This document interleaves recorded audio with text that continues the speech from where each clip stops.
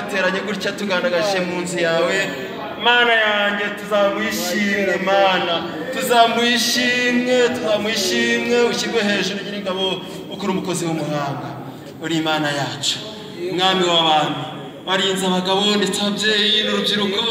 uturarikira kuza guterana iri teraniro kandi Uwiteka nyir'ingabo guterana kwacu mwami w'abami uko nguko wamaze kuguteraho kashe niyo mpamvu uducira inzira mwami nyir'ingabo uturinda mu mayira twaciyemo Uwiteka nyir'ingabo none natwe turicaye turagandagaje nyir'ingabo turakwiriye Mwuka Wera yururukire kugotira ihema n'izina rya Yesu Kristo Umwuka Wera umwigisha wacu umuyobozi wacu Uwiteka nyir'ingabo umufasha wacu twinginze kuri uyu mwanya wa none ahangaha kugira ngo mwami abarira buri wese kandi imirimo y'Imana igaragarire mu mitima yacu n'izina rya Yesu Kristo turakwingize Mana ya ukuboko kwawe gukomeye kwe kuri uyu mwanya n'izina rya Uwiteka nyir'ingabo abakozi bawe bagiye guhaguruka baganira ijambo ryawe abo ngabo nabo bararikiye gukora uno murimo muri uyu mwanya nabingingiye n'izina rya Yesu Kristo ingabo zo mu ijuru zibane nabo Umwuka Wera abe muri bo n'izina rya Yesu Kristo akorera imirimo muri bo abavugishe n'izina rya Yesu Kristo uko n'abana b'abantu ntabwo bamenye ibyahaza imitima yacu ntabwo bamenye ibyadufasha ariko twebwe twaje buri wese afite icyo ashaka kuri wowe kandi nawe dufite umugambi mwiza niyo mpamvu mbingingiye n'izina rya Yesu Kristo kugira ukuboko kwawe gukomeye Mana ukorere nabo kandi Mana babwirizwe nawe izina rya Yesu Kristo nibyo mbasabiye Umwuka Wera bakoreshe nabo bakubera igikoresho mwami w'abami natwe twumva ijambo ryawe uri Imana igira neza rero uri Imana yumva gusenga kwacu turi muri uyu mwanya usicyo duheje n'imyuka mibi izina rya Yesu Kristo imikoro yose y'abadayimoni turayikumbiriye izina rya Yesu Kristo izina rya Yesu Kristo Mana yanjye ururukira kuganza kandi ijambo ryawe ribona umwanya munini mu mitima yacu urakoze kubikore kwiyubahisha icyubahiro ubutware bw'Imana gufukamirwa n'ibyawe izina rya Yesu Kristo urakoze. Haleluya. Uhuza umutima ni ikintu cy'ingenzi ikintu Yesu ashaka iteka Satani agacomeka ibintu bituma abantu badahuza umutima muri korali ugasanga ntibahuje umutima kandi ari korali ugasanga mu badiyakoni ntibahuje umutima kandi ari inama nyobozi ugasanga abakristo bo ku mudugudu ntibahuje umutima kandi ari abakristo basangira kuba kimwe ntawe tubikora n'ishitani niba ushaka ko ababizi ko tudahuza umutima nta kimana iri gukora kuko twese bavuze nimuhuze umutima ku gito gusa siko biri data azagikora Satani rero abizi ko byanze bikunze tudahuza umutima Imana nta kintu ikora buriya rero iteka mu bantu barenze umwe ntukajya wizera ko abantu bose abantu Imana bazagikora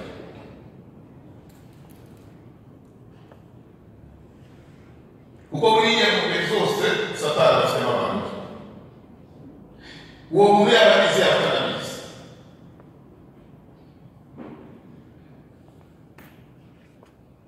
niyo cyane reka tusoma amagambo niko kandi tuvuga neza some ubutumwa bwiza bwa Kristo Yesu bwanditswe na Yohana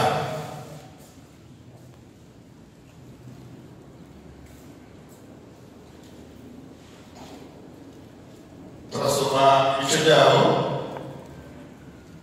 bitandatu turasoma imbere mu bice tutagenda gusa ibice bitandatu ni ibice bifite imirongo myinshi hafi 71 ariko turagenda dusoma amagambo make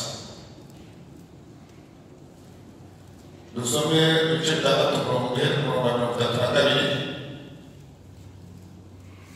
turi kujya no gusimbuka dusome ku murongo wa 36 dusome mu izina rya Yesu umurongo Yesu arababwira ati ni ukuri ndababwira yuko Mose atari we wabahaye umutsima uvuye mu ijuru, ahubwo ni Data ubaha umutsima w'ukuri uvuye mu ijuru. Kuko umutsima w'Imana arumanuka uva mu ijuru ugaha abari mu isi ubugingo. Baramubwira bati databuja ujye uduha umutsima iteka. 35 Yesu arababwira ati ni jye mutsima w'ubugingo, uza aho ndi ntazasoza hato, n'unyizera ntabwo azagira inyota na hato. Ariko nababwiye yuko mwabonye, nyamara nimwizera. Uwo Data yampaye wese aza aho ndi, kandi uza aho ndi sinzamwirukana na hato. Kuko ntavanye mu ijuru no gukora ibyo nishakiye, ahubwo nazanye no gukora ibyo wantumye ashaka. Kandi ibyo wantumye ashaka ni ibi, ni ukugira ngo mu byo yampaye byose ntagira na kimwe nzimiza, ahubwo ngo nzakizure ku munsi w'imperuka. Kuko icyo Data ashaka ari iki? Ari ukugira ngo umuntu wese witegereza Umwana akamwizera ahabwe ubugingo buhoraho, nanjye nzamuzure ku munsi w'imperuka. Nuko Abayuda baramwitotombera kuko yavuze ati ni jye mutsima uvuye mu ijuru. Bati uyu si we Yesu mwene Yosefu? Ntituzi se na nyina? Ni iki gituma avuga ko ari yavuye mu ijuru? Reka dusimbuke tugere kuri 53. Abayuda bajya impaka bati mbese uyu yabasha ate kuduha umubiri we ngo tuwurye? Yesu arababwira ati ni ukuri ndababwira yuko nimutarya umubiri wanjye, mutarya umubiri w'Umwana w'umuntu, ntimunywe n'amaraso ye, nta bugingo muba mufite muri mwe. Urya umubiri wanjye akanywa amaraso yanjye aba afite ubugingo buhoraho, nanjye nzamuzura ku munsi w'imperuka. Kuko umubiri wanjye ari ibyo byo kurya by'ukuri, n'amaraso yanjye n'ibyo kunywa by'ukuri. Urya umubiri wanjye akanywa amaraso yanjye aguma muri njye, nanjye nkaguma muri we. 66 benshi mu bigishwa be bahera ubwo basubira inyuma, barorera kugendana nawe. Yesu abaza abigishwa 12 ati kandi namwe murashaka kugenda? Simoni Petero aramusubiza ati databuja twajya kuri nde ko ari wowe ufite amagambo y'ubugingo buhoraho? Natwe tukaba twizeye turi tuzi yuko uri Kristo uwera w'Imana. Petero wa mbere ucene. Hanyuma y'ibyo Yesu aba mu rwego bene se wa Yesu ntibamwizera. Abayuda benshi bamugira impaka. Hanyuma y'ibyo Yesu aba i Galilaya, ntiyashakaga kujya i Yudaya kuko Abayuda bashakaga kumwica. Iminsi mikuru y'Abayuda yitwaga ingando yenda gusohora, nuko bene se baramubwira bati va ijya i Yudaya kugira ngo abigishwa bawe barebe imirimo ukora, kuko nta muntu ushaka kumenyekana wakorera ikintu mu rwihisho, kuko ariyo mirimo wamenyekanye wiyereke abari mu isi bose. Bene se babivugiye batyo kuko batamwizeraga. Dusome turangirize Yakobo igice cya mbere n'umurongo wa 12. Dusome mu izina rya Yesu. Rwa Yakobo Efeso zimwe za mbere n'amagana 23. Urupapuro rwa 23. Aranzwe ngo ahirwa umuntu wihangana imugerageza kuko namara kwemerwa azahabwa ikamba y'ubugingo. Iri ry'Imana yasezeranije abayikunda. Haleluya. Ko twaganira amagambo y'Imana bahageze basomye utahageze twasomeza ku rugo abantu tuganira amagambo y'Imana afunze Bibiliya ko Satani aba ari umugome yashaka kumva haryoshye bari baranahabuze abajya kuhasoma ariko n'umuntu ashyira amakuru ugiye kuhasoma ugeze mu rugo nta kibazo. Dusomye amagambo Yesu n'ikiganiro ntekereza ko aricyo gice gifite imirongo myinshi muri Bibiliya. Igice cya 6 cyo gukomeza kugatwira Yohana 50 none ngo ni ikiganiro Yesu yajyanye n'abayuda agerageza kubabwira ati ndabizi nanyuze mu butayu muva mu Egiputa murangije muhabwa abantu umutima ukajya kuva mu ijuru kabiri ariko burya si Mose wabaye umutima uva mu ijuru. Batangira kuganira akababwira ati ntabwo ari Mose utanga umutima uva mu ijuru ahubwo data ni utanga umutima uva mu ijuru kugira ngo bari muri sima ry'ubugingo. Bajya tukiganirira ahubwo ati nanjye ndabizi ko baza kuza wa mutima baraburiye barapfa ariko noneho umutima data yohereje uwundi ntashobora kuzapfa azabahite barabata kayatuza amahirwe buriya abantu bose birarushye. Buriya umukecuru utanga y'amumara yaramperereza yabujije kurya bigaragara buriya birarushye rwose umureba abantu bose baba ni uwatangiye atubwira barabaye niba ari kumenya ubuzima bwiza barabura avuga ati bitazashira bakubwiriza amahirwe umutsima wamaze kuva mu ijuru umuntu uzabwira ntabwo yabisoma ati cyane ati ujyeho tureba umutsima rero sinubyo byaratumaga banatumaga bajya honoba kandi yabonye ko niba ugende gusa ntibagomba gusohoza. Noneho Yesu rero arabwira aravuga ati umutsima usaba nijye mutsima w'ubugingo nijye mutsima wo kuva mu ijuru nijye mutsima waje guha ubugingo abari mu isi. Nubwo bati umuhungu wa Yosefu wenda amusiranye na se tuzi n'abashiki be burita twaturutse mu ijuru gute ubundi se umuntu yamubwira ati bundi yagiye amaze gutaka amaraso ati urya umubiri wanjye akanywa n'amaraso yanjye azabaho iteka. Birababarira baravuga bati koko uyu muhungu aravuga gutaka henshi ngo bajya impaka nyinshi uzasakije bajya impaka zikomeye n'abo bantu mwene data bamaze kuganiriza ngo bamubyiganagaho ngo bose barikubuye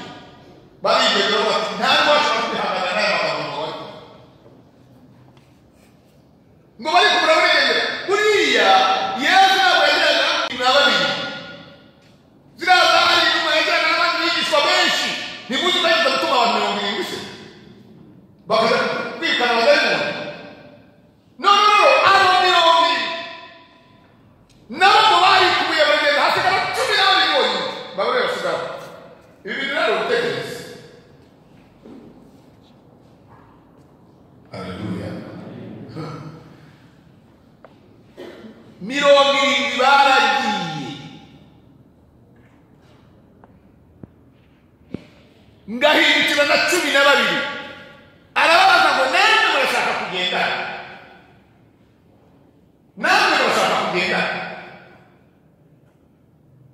ngo Petero asubiza abana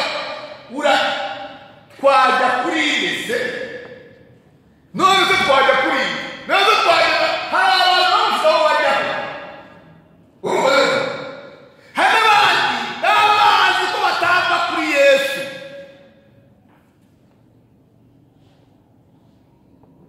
abo twajya kuri ese kandi ari ufite amagambo y'ubugingo natwe tukizera kuri Kristo w'Imana we twari ko twagize n'ahandi twaje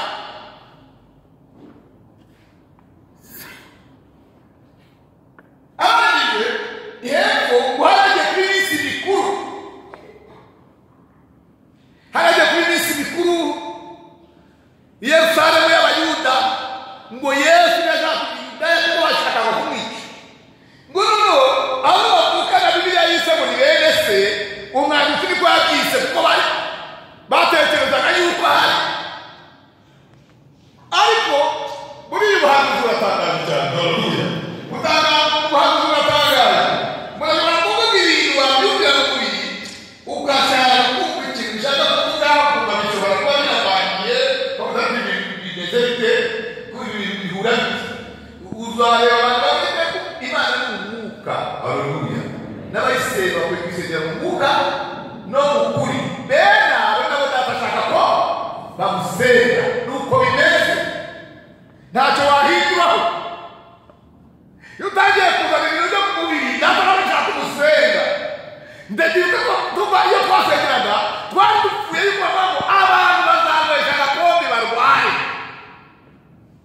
ibintu babizanye mu mubiri ngo abantu barangiye ariko Yesu yavuze ati ngiye gutsinda haleluya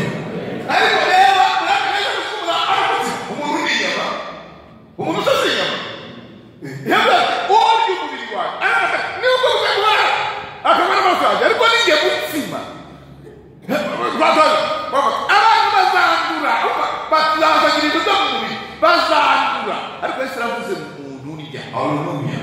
abantu bazandura basega abantu barwaye inzara barwaye sida barwaye mu kanwa hagahamba amaraso basanyoyeho kandi babatenyuma bari bagira bizana barifudika babishyira mu mubiri bari kutanga abantu bakajya batiye bura ariko se kuko sibyo ariko se gusenga abantu bose babizeye uramaze ibintu by'Imana Imana yavuze ngo ndashaka ko abagusenga kwe gusengera mu mwuka no mu kuri bene aho haleluya bene aho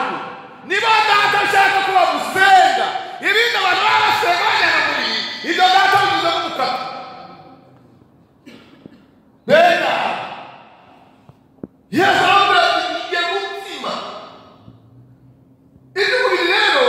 uyimanze ngo bene se ariko uruhande rwabo utari rwose kuyanise bene se kandi bari bene babaye bene Imana ariko buriya Imana yaradutoranije kera ibi ni bikomeye cyane haleluya Imana buriya niba umwana w'Imana wicaye hano n'abanyeshuri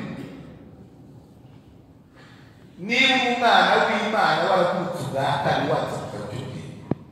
ntugire wanditse mu gitabo cy'ubugingo ejo bundi aho wihanije ibi ni ibikombe ni ibishobora kwigisha abantu bakabana ariko hari ibintu bizima by'Imana kubera ko abantu bashobora kubishyikira bose buriya yaraduhamagaye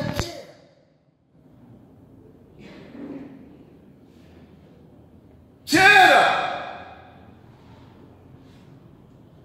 ngo nyuma yaho iraduhamagara nyuma yo gutoranywa kera ikaguhamagara buriya rero umuntu yita guhamagara umuntu kera ikagutoranya kera igihe cyo bacagira ugahamagarwa erega biriya avuga ngo bene abantu baba barabyanga n'abagabo n'abagore ni ibintu bikomeye cyane nabo kereka cyo bazabakirisitu rero abantu bagiye kumva amagambo yoroshye ariko ubundi nagusobanurira ibintu ukabyumva neza nagusobanurira abantu reka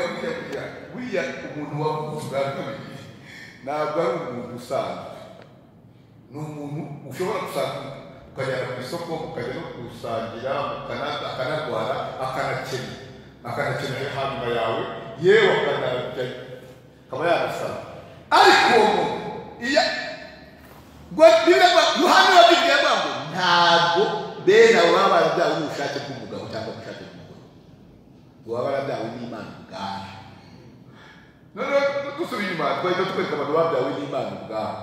Buriya Yesu we yaje nyine barakuza ijuru ari Imana bangu na akarusho niba ari ntabwo Imana yambaye umubiri we nyine byagenze gutyo yabyarwa n'umugore bwite nta n'umugabo babyawe neza uko utarashaka. Ariko mu bana ushobora kubyara abana batanu, umugore wawe se kumwamubana n'iteka hari ubwo yatwita bakamwibazaho. Ariko buriya hari igihe ashobora gutwita bidaturutse kuri wowe mugabo. Niba twise umwana w'Imana uwo ntabwo waba avutse ku bushake bw'umugabo. Ibintu bikomeye birashije bihishe bitego. Niyo mpamvu abo Isaka usanga nyina Imana imwita intumbi, Bibiliya ikamwita intumbi mu Baheburayo babo. Sara yari intumbi ajya gutwita Isaka.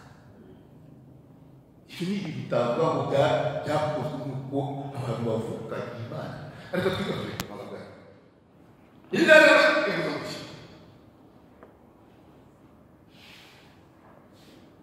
bene se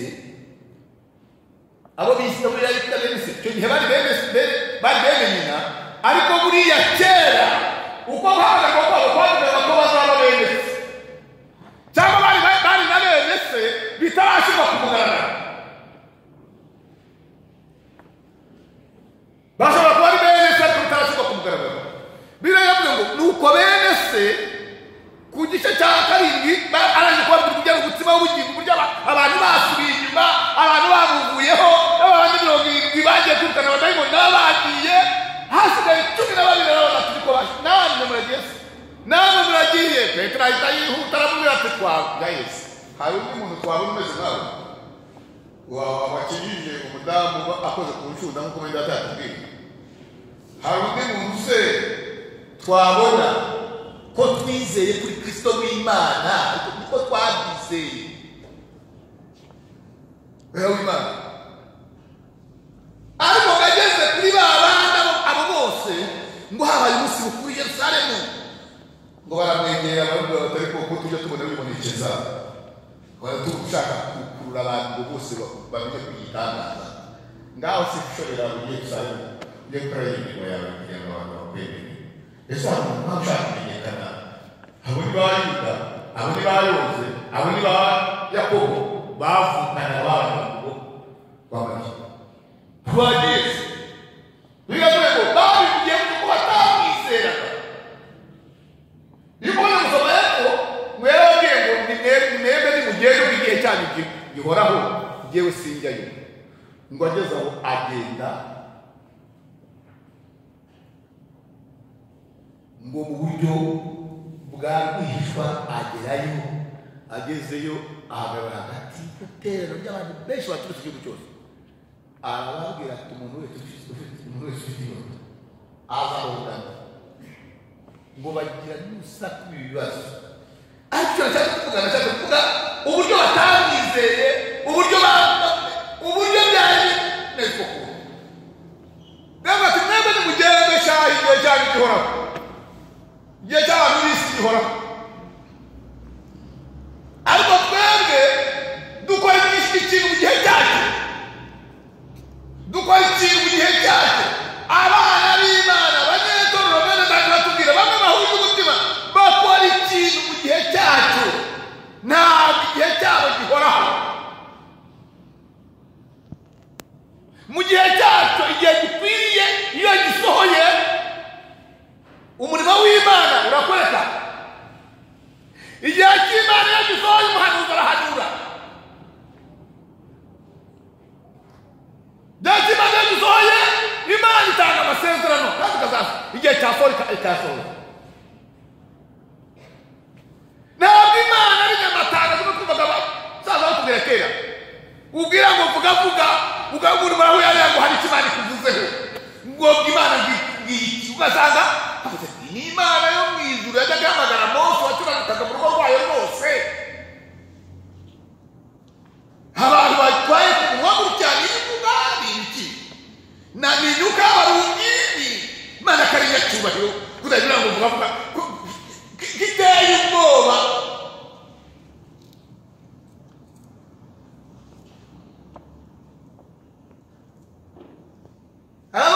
igihe cyanjye si iki nimugende mwebwe mujye muri iyo minsi mikuru igihe cyanyu kuko gikoraho cyane kiragera isaha yo kujyayo sindayemererwa igeze arazamuka ibyo bintu abo bari munabe barabikurikiranaga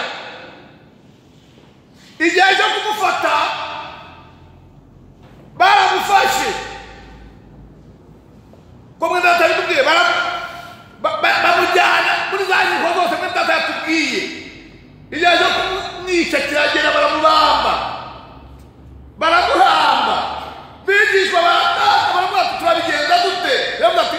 basakubita umwungeri nta masaka ariko bagira barashakana ngo baragenda barihishanya baravuga bati bo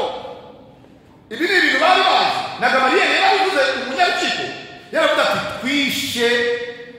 Yuda wari warayobeje abantu nka 400 tumaze kumwica abantu barasandara ibintu byo birarangira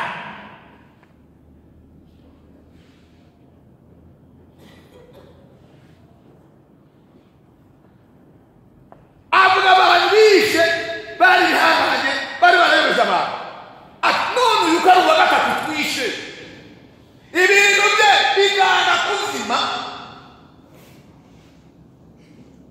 mwakwitoza tukabigenzura neza mutagaragaza ko turwanya Imana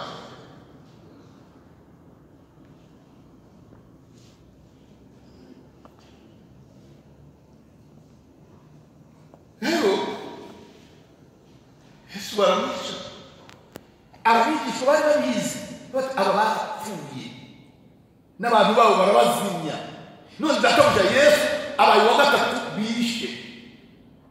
ni twebwe bagiye gukurikiza abantu bagenda barihisha barabihisha kandi bigishwa be abandi bihisha ko bamuvugiraga neza abandi bihisha kuko bavukana n'ifamiye baravuga ati nubwo twebwe tutamwizereka ariko turapfa turazira abayuda baratwikira yuko tuvukana nawe ati ibyo byatumye bajya kwishana n'itwa rero bagenda barihisha wamubyeyi ukangagiye kumusiga ihumura neza mu gitondo cyo kuwa mbere n'isirindwi nk'uyu munsi agaruka babwira ati yazutse nawe Petero n'abandi baritangiye binjiye mu mva basanga yazutse aravuga ati humwe ngewe yavuze ko ari basanga ari umuzamu bajyayo n'ubundi barikingiranye Yesu araza basanga mu nzu n'ubwo barikingiranye bahinze amadirishya n'inzugi arababwira ngo amahoro abe muri mwe kuko yabonaga bayabuze aravuga ati amahoro abe muri mwe Yoza arareba Yuda arareba Yakobo arareba baravuga bati ibi ni biki ni gute mukuru wacu twagiye tuvuga ngo nagenda ajye kwibonekeza arashaka kwemerwa n'abantu arashaka kugira abantu ayobya ngo bamukurikire inyuma y'ibintu bitangaza agatekeka ntamusubize abayuda bakamufata bakamukubita bakamumerera nabi bakamuboha sheri ibiziga by'amahoro bakamubaha imisumari agatekeka arapfa bakamuhamba uyu mukuru wacu arazutse koko adusanze no mu nzu tutamukinguriye kandi twakize ntabwo turimo bose baramwizera guhera kuri Yuda aramwizera Yoza aramwizera n'utariki amagambo yandika Yakobo aramwizera Haleluya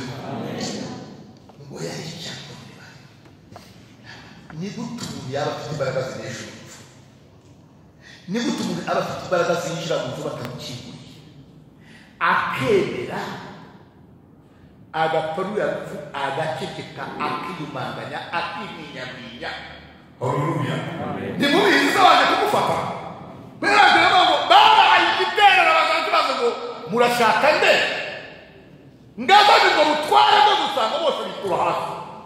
ngarongera biminyaminya arabubika ayo bati nabamazaga umuntu mushaka yabwiye Petero ati urarwanisha inkota ashatse turwana nahamagara w'ijoro. Haleluya. Nta n'umwe wasiga ndeka rero ibyo rero Yakobo ngarabimenye bavuga bose bashyire kamwe agiye kwandikira bera agiye kwandikira itorero agiye kwandikira abizeye Kristo arababwira aravuga ati burya hahirwa ngenda yabona ubundi bwiza kamwe. Haleluya. Rero garumenye akamenya kurwe abasaza aho winjiye mu nzu cyangwa yamenya kumubona n'ubundi bwiza ngo zaho uzarabegera gasazanye bazisa kubona ngo Kristo ngo zarabegera nakazara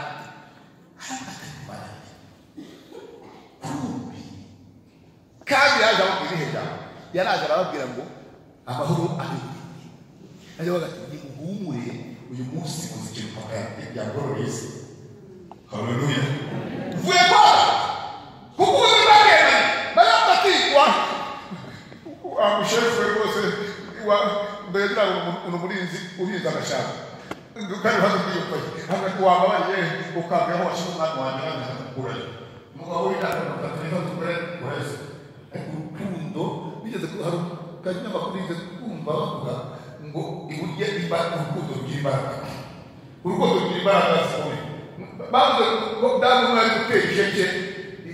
imodoka ya Volkswagen ngo noneho umwana aryamye munsi ijeke irakoyoka ipoyotse umugore aterura imodoka ngitamuhwatira umwana avuze induru baje kumutabara basanze yayiheranye imodoka nayo kubwira kandi kwamihwata umwana urukundo rw'imbaraga nyine rero kuri sibe pagani haleluya rero sibe pagani nabona urukundo kundi imana niba uzakwamutsa ibyo gutekereza imbere bizagenda bitego we ubaha imana kundi imana iri giteguye mu nzira uzakaza sakara Haleluya. nabona rwarangije ejo bundi umugore yaheranye imodoka ari guteje arayiherana bitamukandagira urukundo kundi umwana we rwatumye aterura imodoka arayiherana. Rero urukundo ni ikintu gikomeye.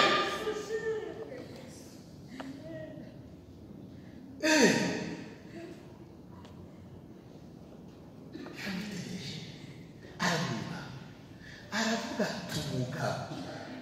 Mariya waravuga ati nimubona buriya mu mutima urukundo yakundaga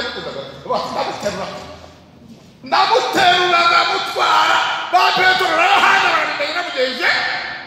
urwo rukundo wabwiyahanisha niba ari ukuye umwami wanjye hano wabwiyahanishije n'abikure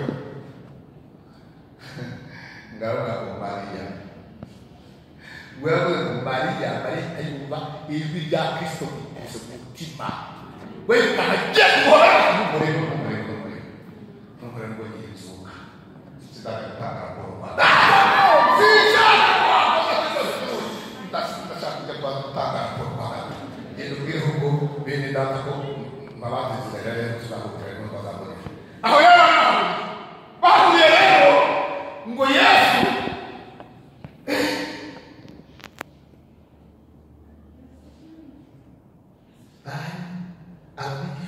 bigishwari ababayu rumunani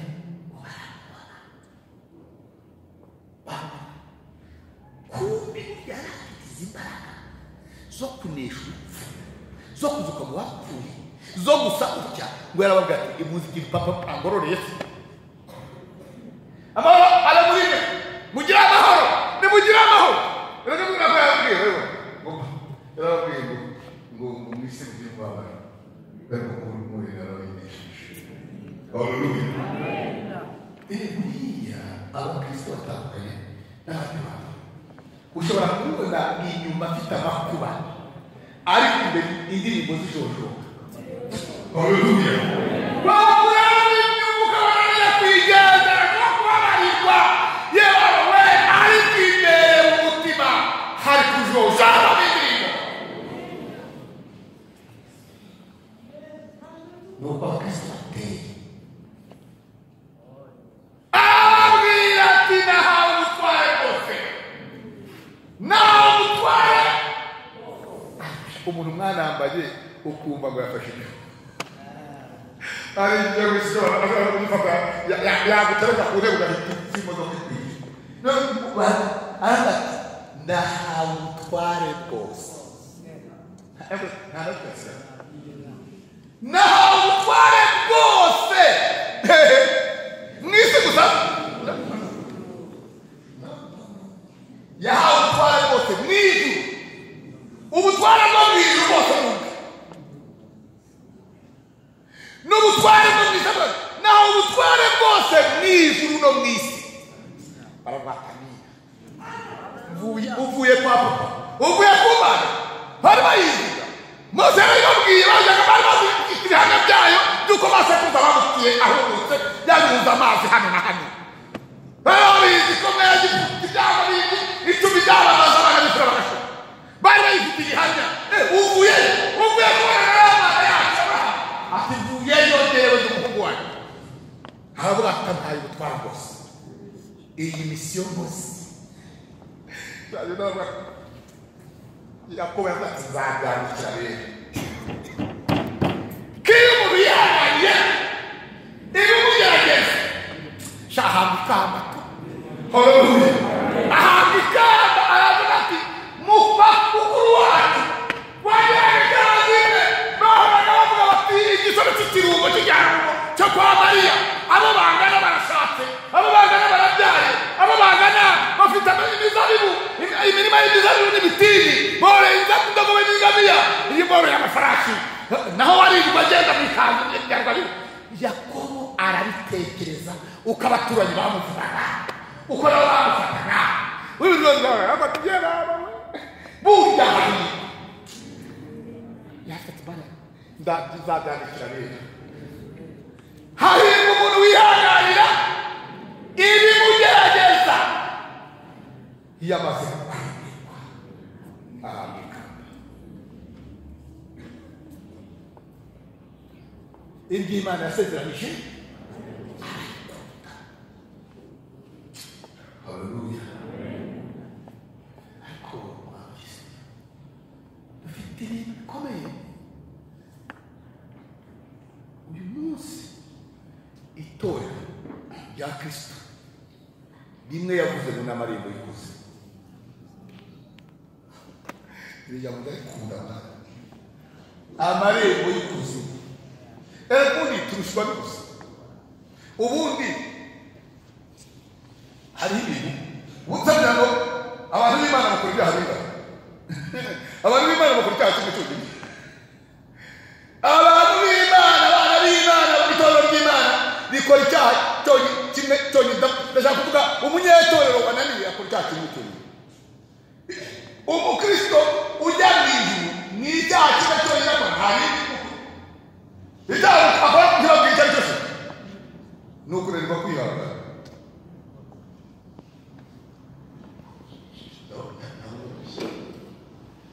Icyaha umukristo akora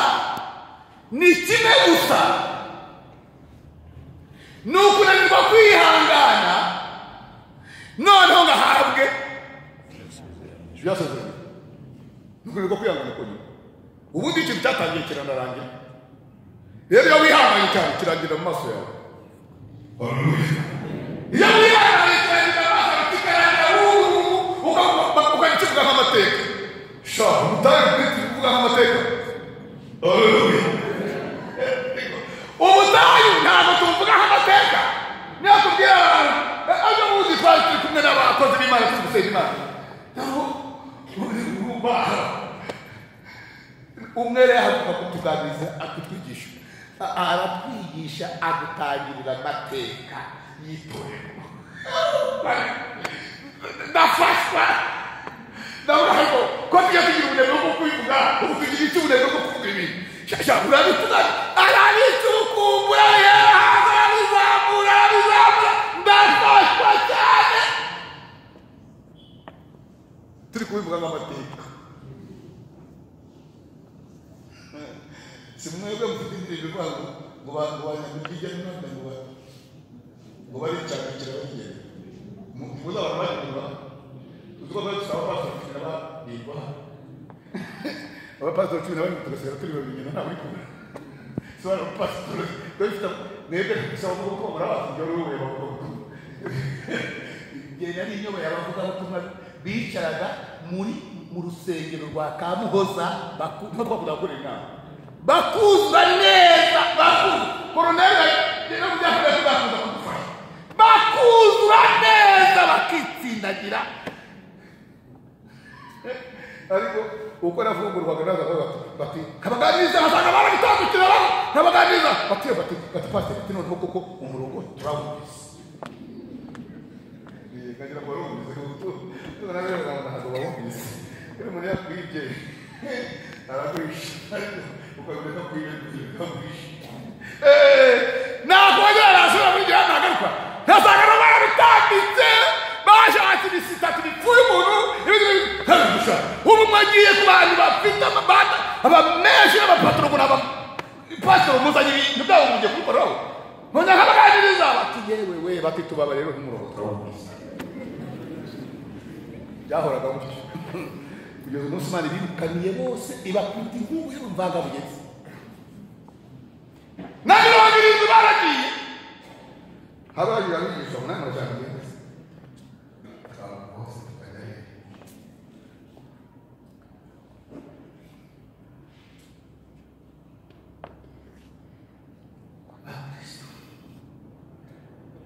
hahirwa umuntu wihanganira ubundi umuntu yihanganiye umugerageza ni nako Bibiliya inatubwira avuga ngo ubundi umuntu yaba abarizwa mu mubiri aba amaze kunesha aba amaze kureka ibyaha niba murivuga ngo ibi bintu bikuba abarizwa mu mubiri uba ufite inzira yo gucamo ukabihunga ariko warayoza ugasanga ni itandukanye n'ubushake bw'Imana maze ukarindira hahandi bikagusekura n'abajyanama bakagaragaza ko batari ko waba uri ubuzima wakoze utya ugakora utya ntabwo ibintu wabivamo nawe wareba ndabivamo ariko ndabavuye mu Mana maze mukihanganirwa kubiturwamo maze ngo wamara kwemerwa haleluya ngikamba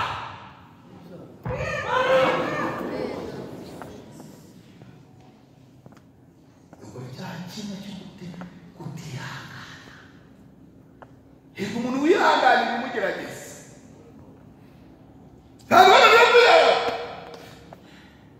bagabatambo majyambere afunzwe kangahe sisubira cyaha bazamukatira imyaka niko witwa Celestine yasobanuraga bazamukatira imyaka baragisha cyane kubera ko nisubira cyaha ukasoma ugeze mu kabiri bamureka icyaha kimwe nibyo kumva bagire babakiri hakurya ngiye kuburana kugira ngo Imana iteshe agaciro umushinga cyaravuga majyambere Yosefu twaramurenganije ntabwo nzi umushinga cyara yabwira umucamanza ni ukuri nibwo ifite irangi na rubanganye perezida w'urukiko umushinga cyara hari icyo wakongera ku magambo wavuze yaravuga ati aperezida mwongere ijambo kuko twarimbisha amajyambere twaramurenganije rwose majyambere nsanze twaramurenganije majyambere hagiye imojera wongera yuko mwahita mufungura n'abagenda mu murimo w'Imana haleluya none ahita mu murimo w'Imana amushinja cyane mu modoka atigeze ashinja kuri Yesu tugeze kare cy'imicana aragateka narumbaye ko ubwira rwose atutwa muri Kongo gira n'ukizi hatigiye muri Kongo no gukiriza ati no ukudeba urabona turi batatu ni we nande n'umusofe urabona iyi mirimo dukora batuma tujya mu ijuru nawe nabwo Yesu ubundi mu mategeko ya bivuga ko nta tegeko rimwe ribasaba kubanza kujya kureba aho icyaha cyakorewe ngo mukore iperereza no muzajye gushinja uwo muntu mwaperezida iryo tegeko rirahari neza guki mutabikurikiza tugomba guteganya byinshi ntabwo wabishobora bizarimbuka rero ntutabikora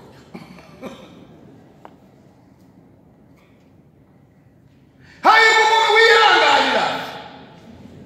ibimugerageza ariko uwo nindi uwo ni wa wundi ni muri ba bandi 12 Yuda yamunaniye kwihangana nzajya musoma neza mu mbere baze gusukamba rero ni umugore isiriri yavuye ku mugore waje gusuka amavuta kuri Yesu ni isiriri ya Yuda yabaye umudamaraza yisagira Yesu kwa Simoni azana mu mukondo amavuta y'icyo cyinshi gahumura cyane ahita yamumena udakora imibare byari neza abantu bazana imibare mu rusengero imibare kujya mu ijuru ntabwo ubundi imibare mu cyista kora Yesu yatubwiye imibare yo kuzihanganira ibikugerageza njya bivugiye kuri yanzu y'amatafari ndende ubwo ndimo kuvuga abasomye Bibiliya nta umuntu wajya kubaka inzu y'amatafari ndende utabanza kwicara ngo abari ntiya zizayuzuza kugira ngo itazamunanira mu nzira abantu bakamuseka yarimo avuga ngo uwaba utinyitse ibyago byose haleluya naza no kugira umwami ndakwiye kubanza kwicara akabaza ko ngiye mu gakiza ukabanza ugakora imibare yose avuga ni ibintu hano ubu nimpura n'ubukene nzihanganira hajya nimpura n'uburwayi nzihanganira hajya nimpura n'ubushomeri nzihanganira hajya nimpura no kugumirwa nka buri mugabo nzihangana sinajya kwishimira harya bigenda gutari impano harya nzihanganira cyangwa zaterura ibyo byose ukabanza gukabibara izuka kuti ni wanyu ubwabo niyo mibare yose yavuze yego aho barabaya ngo byo kubaranga imibare ngo ariko urumva ngo vraiment ngo donc ngo ngoso hajya ibintu byazangiza abantu kuki hajya ibi bintu Yesu arabyaga Yuda ngo yakoze imibare arabara ariko baya umugore kuki Yesu ntakijya avuze kuri aya yagomba kugura amadenari yangahe tukazayafashisha baki none rero bari musa ayafashije ubusa Bibiliya yavuze ngo abigishwa ngo bari kutumva ariko iyo usomye neza Yohana neza ni Yuda wenyine witotomye ukajya gushyira ku ruganda rwawe bigishwa unavuga Yesu aravuga ati uyu mugore aho ubutumwa bwiza buzamubose bakubwira ni munde n'umureki ati uyu mugabo nari tegereje ko azamufasha none afasha arimo arafasha nahise Yuda yavuye muri iryo koraniro yavuye aho bari baraye ahabuka ajya kureba abatambyi bajya mu giciro cyo kuzamubagenzereza nahise yabaye hasigara 11 niyo mpamvu bahuje umutima haleluya niyo mpamvu bahuje umutima kandi bahuza n'umutima bazi iminsi 9 kuwa 10 bahuje umutima Petero wihakanye aratura neza runaka aravuga ati mwebwe mwigeze kuzana mama wanyu aza kubasaba umutware ukucara iburyo bwa Yesu no kwicara ibumoso twarabarakariye ati rwose mutobarire ntabwo twari bo bamaze ku neza kubihuza neza umwuka wera bahuza umutima baratumwa bajya mu butumwa yewe na Paulo wakinzwe nyuma ari kwica abakristo yaravuze ngo nubwo nahamagaye n'umwana w'ikene ndariko ibyo mwahawe nanjye nibyo nahawe iyo yabaga kandi kureba inkingi z'itorero Bibiliya ngo ni inkingi z'itorero bavuga Petero bakavuga Yohana bakavuga Yakobo ngo abo ngo nabashima ngo ni inkingi zari zimeze nk'izifasha itorero avuye mu banyamahanga gukorana n'Imana imirimo y'Imana bakaza akabaha raporo ababwira ibintu byose byagenze nabo bakongera bakamukura bati rero noneho dore inyigisho wagiye bigisha mu banyamahanga bagiye bavuga yuko utemera amategeko ya Mose n'imihango y'ukuri none yo kubigeze Yerusalemu barakwica kugira ngo batakwica gerageza ujye kwiyeza ushyire umunsi wo kwiyeza ujye mu rusengero niba gusanga kuko kwiyeza baravuga ko abantu bakubeshyeraga ko ya mihango utayikuyeho andajyayo niho byabereye bibi cyane baba tunoho muri ako azanye n'umunyamahanga mu rusengero bazagatanga raporo ibyo yari barahawe nabwo nibyo yari yahawe ndashaka kuvuga kuguhuza umutima neza atanga birambo ariko hahirwa umuntu wihanganye y'umugerageza ariko niba ugeragezwa ni umuntu ubifitiye kugeragezwa nyine ni umuntu ufite icyo ari kurwanaho ngo kidatakara ni umuntu ufite agakivuga ngo ndemera ngeragezwa ariko sintakasiza kandi ndemera rwose nzajya mu ijuru ntabwo abantu bose bafite bazaba bafite amarisasiyo yo kujya mu ijuru kuko bashaka abagabo cyangwa bashaka abagabo kavuga ati niba gushaka biri kunyura mu buryo bwo kwihakana Kristo ntacyo mvuze nzajya mu ijuru n'umusore wa Yesu nzajya mu ijuru n'umukobwa wa Kristo Yesu niba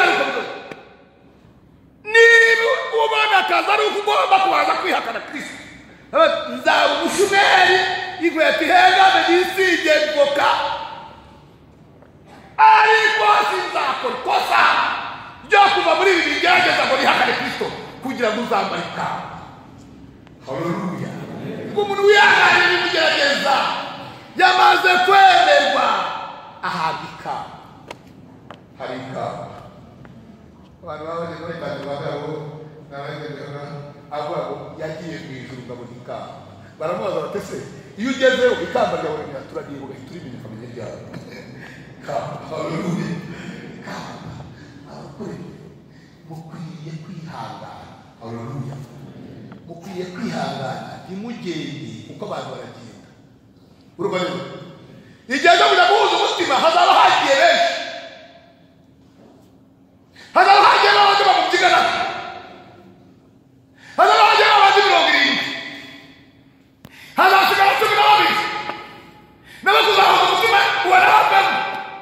paka ku buryo abantu nzayabana haleluya bakutamenya ra ukugura ruhutse. Haleluya. Ukugura ruhutse shara ukuruze kare upata ruhutse navuga haleluya navuga batumana bijya dahana. Haleluya. Ntabwo abantu barabivuga kandi ntabwo ndakunda akora ko ikipe navuga muri ntabwo ndamufata izagiye gukora imyiherero igeze bagomba kuzajya gukina n'ikipe twazajya gukina n'ikipe ya shitani tutahuje kandi ko tuzakina kandi ko bitari na kera. Ntabwo bikira urukundo ruzatuma dutsinda. Haleluya.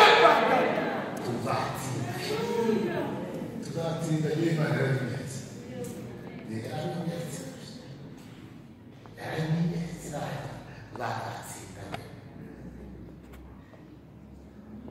Torero rya Kristo aho ritatsinze neza ryatsinze abayuda baremera tukamara natatukiye ngo bari basubara kubagaje baje kumva Petero azabija abo bati bahumbi ugamamba ni ukoze barataha ore bashobora kujya gutwese ndabakije u Rwanda barapfuye bakajya bose muri igihuza amadini kurupa kwa kwa kwa masasu kwa masasu kwa ukandika kwa kwa oya nabishoboka umunsi w'itorero kuvuga rizavuga. Amen. Haleluya. Rizazamura urutoki risaba ijambo, rizazamura urutoki risaba ijambo rivuye ngo nta bintu twabyemera. Abyo batacana haba abantu kedize ngo barapfuye rizazamura urutoki kabisa.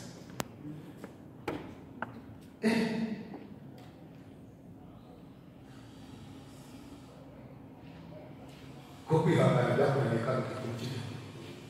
ngo mujye tukataba itaki kujya no kwifata igisubizo mu bifuti mu kubesha mu gasikora mu gusambani mu bintu byose wishakira igisubizo kandi ukajya mu rusengero ugasimba ukiyinga zigatinya ariko Yesu aravuze ngo umunsi nzaberurira babwire ko sibujya sinigeze kubona nubwo mwahanura sinari bazi nubwo mwibukaga nubwo mwigishaga nubwo mwari muyoboye abacacu yakomeye nta kintu sinari bazi ngo uwo munsi utazabera ngo abantu barizegera ariko ni iki gituma unanirwa iteka kwihana ni iki gituma biza aho kugira ngo uvuge uti ndakuva hose ngogeze ndagupfira ko nizeye ko ari we Kristo uzajyana mu ijuru se ahubwo abandi baracyane ugatandukana n'abagiye gutandukana uzatandukana barukora bajya mu bintu n'abantu batandukanye abaturage uzajya ngo ni abantu banze kubaza cyane ashobora kuba afite ubukwe hari Imana yavuze mu kintu nta kizakora itakimenyesheje ariko irababwira iki pastor urusengero rwayo kandi rwiza rw'ibyangombwa byose umutima atakinguye ariko amajyambere bimeze bite wambwiye uzasura nta Imana yakora abateze amatwi abahuje umutima itababwiye ngo ugende mu cyaro ukandagira ahantu hari iki ntabwo ari ngombwa Imana itanga wese ntabwo Imana ikunyaga abantu ijana Imana yanyigaga mu bintu byose Imana ntabwo kubikira ni ukuri utari umunyebanga wese Imana ntikizakomeza Imana ikunda abantu b'abanyebanga shyira hasi mukaganira ukajya ugenda banakureba bakagira ngo nta uri umuswa ariko uri umuhanga uzi ibyo mu isi n'ibyo mu ijuru uzi ibyo mu isi n'ibyo mu ijuru ubizi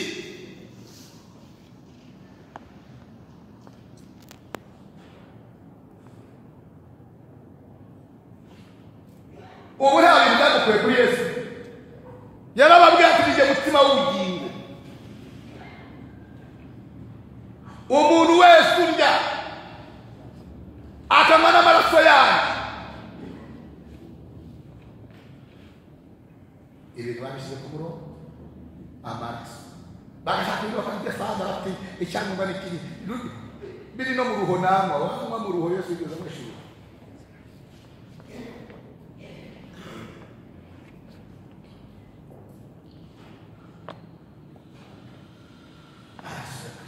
urya nzawusura urya umubiri wanjye akanywa amaraso yanjye abagabo uyu muhungu wa runaka bashyikiwe ni ba runaka ibintu abivuga ate bose bari kubura barigendera mirongo irindwi bacaho ibyo ngibyo ntubiratishe ukwiye kumenya Yesu Kristo ko ari umwana w'Imana wahawe ubutware bwose mu ijuru no mu isi haleluya uzakwambika ikamba ry'abanesheje kavuga uti ntabwo naguvaho nkeneye ikamba nihanganye kuri ibi nihangana kuri ibi nihangana kuri ibi ikamba ndacyarikeneye ariko ntabwo mwibuka ko abantu bari bavuye kwirukana abadayimoni bakaza bicara hejuru bahora kwitana bategereje taswe mwirabura abadayimoni bavuye ahubwo mukwiye kwishimira ko amazina yanyu yanditse mu gitabo cy'ubwiru tukaba dufite umwene igihugu bumwe tukaba dufite ubwenge igihugu bubiri kandi bakabwira ikarita y'intambwe n'abanyarwanda ariko ku buryo bakubwiye bati rwanirira ibihugu byombi usubize iya hano ugakomeza yo gushura ukahita ukavuga ibyo bihugu byombi byarwanye warwanirira igihugu ubundi igihugu cy'u Rwanda cyarwanye igihugu cy'ijuru uritabira kurwanirira iki kandi ko ntabwo bishobora kubaho ijuru ryarwanye n'u Rwanda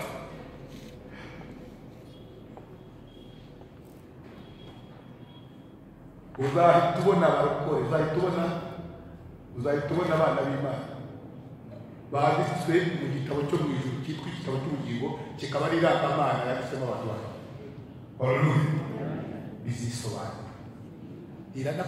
ishaka no gusobanurira niyo mpamvu yasobanuye Gideon waba ntari kumugeza izabisobanura ntabwo ushobora tuzahuza umutima avuga ngo ijambo nalifite umutima ntabwo byahitaga ibyo mu gatatu ni ukubera iki igikombe cyose uva kuri Kristo ese ubugura abantu ngo bari kubura bose barigendera ariko ubu bazikubura bagiye gusigara niko ngo ubu nibikubura bagiye uzasigara kuri Yesu abantu bamubyigana naho bose bagiye na 70 wari uzi ko birukanye abadayimoni bakamubura nabo baciyeho ese uzaguma kuri Yesu iti ngewe ntaho nanjye mufite mudayimoni ngewe Yesu mwana Yesu kuki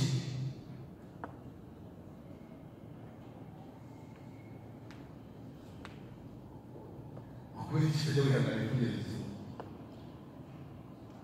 icyo cyangwa kugikora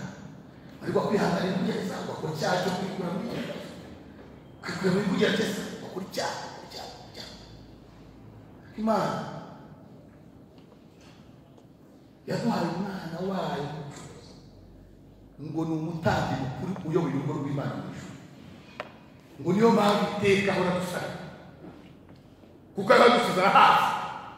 andi no kugenda asiba gusengera aravuga ati ndabasengeye ngo bamwe huko ngewe nawe turumva ati kandi nagusabiye wenda bagusa sabiye n'abazaba bari ikibazo abagana bari hehe hose abazaba bose bigiye muri Kristo Yesu iri sengesho ni ryawe bari namusenga bari namusenga Imana numva ndabyihangana kugiteka utajya wihanganira ibiri kugerageza iteka ubahora wumva iryo kamba ari iryawe ikamba ari iryaho abantu bageragejwe bakihangana kuko Yesu yavuga ngo nahawe utware bose mu ijuru no mu isi Yakobo barabimenya ngo mukuru wacu yarihanganye yihangana mu buryo bwo kuba yakwikiza ariko ntiyikiza ariko abantu uyu munsi bahita babona inzira z'ubusamo bakaba aribwo baca bakihakana bakaba aribwo baca ntibagume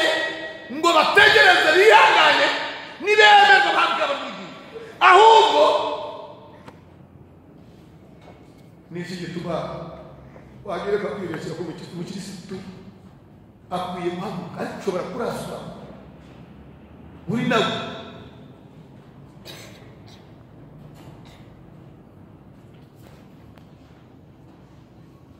uyu munsi umutambyi uyoboye urugo rw'Imana wijizwa hera cyane no guca mu mubiri w'abandi bijizwaga no guca mu mubiri w'Isirayeli uyu munsi ko iteka ukatema kuri Kristo iteka kugeragezwa itanga ibyakristo birambika ukikiza wemere kwihangana Yesu itekereje Kristo utekereza ko akubona ijisho rye ko kuriho utekereza ijuru uri gutekereza gute ikwibaza hiki iteke wageragejwe guhesha icyubahiro uzamukama hega ndo wavuze ngo muzamenyekana ibyishimo n'ubwo bw'icyo biragerageza utari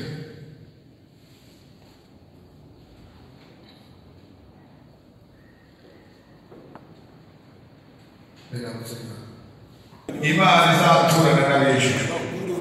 Imana yaduhaye umwana wayo w'ikine Yesu Kristo kugira ngo umwizera wese atarimbuka ahubwo rwawe umwizera n'ubwo amategeko ye no kumva ijambo rye witeka Imana rero irazabashacu ijambo ryawe imitima yabo bakagatera bagutunganira rwose baragabanya ibyaha witeka Imana biri mu bugingo bwabo dore abatereye ibyaha by'ubusambanyi witeka Imana n'ingabo bwabo baguhabura bisabwa ibindi byaha byose ngo bikorerwe inyuma n'umubiri ariko icyaha cy'ubusambanyi mu bigacyo witeka Imana turabasengeye mu izina rya Yesu uri umunyempuhwe uri umunyebanga uri umunyembabazi wa mugore afashwe asambana bari bagiye kumutera amabuye bamugejeje imbere yawe urababwira ngo utarakora icyaha namutera ibuye yubuye amubuye amaso usanga bagiye rwabo nawe siguciyeho iteka ngo genda ntuzongere gukora icyaha izina rya Yesu. mana yanjye turabasengeye abageragezwa bakanirwa kwihangana ijambo ryawe tukanirwa kwihangana n'itugerageza twakwemerwa bwabika bari mu bugingo witeka imana ndabasengeye mu izina rya Yesu ndabasengeye amaraso ya Kristo Yesu n'abezeza ubugingo bwabo ubakureho iyo myanda yose iryo cyo uribakureho witeka imana ubereze kubarika imbere y'uwiteka imana bawe nubarebera muri ayo maraso y'umwana wawe w'ikirage ngo bareho gukiranuka ndabasengeye witeka imana satani yazi ko yabitse ibyaha mubiri yabo izapfa bapfa bakarimbuka akabatwara ikuzimu none dore barabyihanye ubabarire uwiteka imana ubabarire kandi ubaha imbaraga bafite azabisubiramo ahubwo bagenda birinda kandi bagende uwiteka imana bihanganira iragerageza ndabasengeye mu izina rya Yesu mbingingiye imana bahindahindira imana batwakwiswe n'ijuru kugira ngo ubugingo bwabo kubera igiciro ubugingo bwabo bukubera igiciro gushanya rwa Kristo muri wowe kugira ngo Kristo nahishurwa ubugingo bwabo buzashyirana nawe urakoze mana urakoze ngingiro bizima urakoze munyembabazi urakoze munyarukundo munyempuhwe munyebambe mana yanjye urakoze mana ubugingo bwabo bukomeze gupfutse dore abadayimoni b'ubusambanyi muri iki gihugu katika kiraro yoduka mibi iraganirira ariko mwana mutahinduka mibi twagumva ibyuka y'ubusambanyi kw'aba bantu mu izina rya Yesu Kristo Nazareti badayimoni b'ubusambanyi tubabaguruyeho mu izina rya Yesu imbaraga z'ijuru bagote bambike uruhu rw'imbwa ntizongere kubahunahuna mu izina rya Yesu Kristo Nazareti bagire neza wera wa Isirayeli mana urababarire urakoze kuri umunyampuhwe ukaba uri umunyebambe ukaba uri umunyembabazi Petero yarihanye yaramaze kwihakana inshuro 3 yikubita mu gatuza ariko abagabo batuza ararira arizura bene kwihana kwe yewe ugiye babwiraga ngo muri Galilaya ngo arababwiye ngo na Petero azaze ko numvise kwihana kwe uwiteka imana urakoze ko wabaye urakoze uwiteka imana urakoze ngiryo bizima ntiwifuza ko hari umuntu warimbuka wifuza ko abantu bose bashyirwa bakamenya ukuri kereka abakeretse ijambo ryawe riratubwira ngo abatutse umwana w'imana bazababarirwa n'abatutse imana bazababarirwa ngarika abatutse umwuka wera ntabwo bazababarirwa kuko umwuka wera n'utanga ubugingo aba yinginze abantu babaha ubugingo bakamuninira witeka imana babahedaheze ubabinginze babakomanze ku mutima kugira ngo utange ubugingo ukareba utanga ubugingo ubukuniniye ntabwo yabona ariko uwakoze ibyaha kuri mwana no ku mana y'umwuka wera amwigishije akamwereka ibyaha yakoze akamwumvira ngo ngwimba bazinzira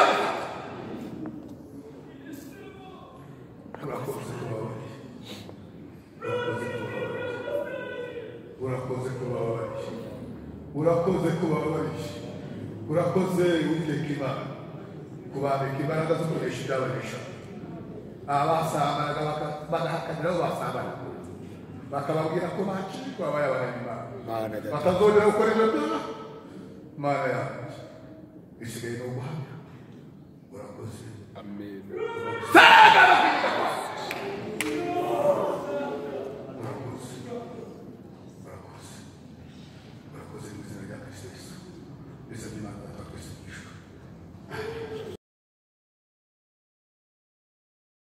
Thank you.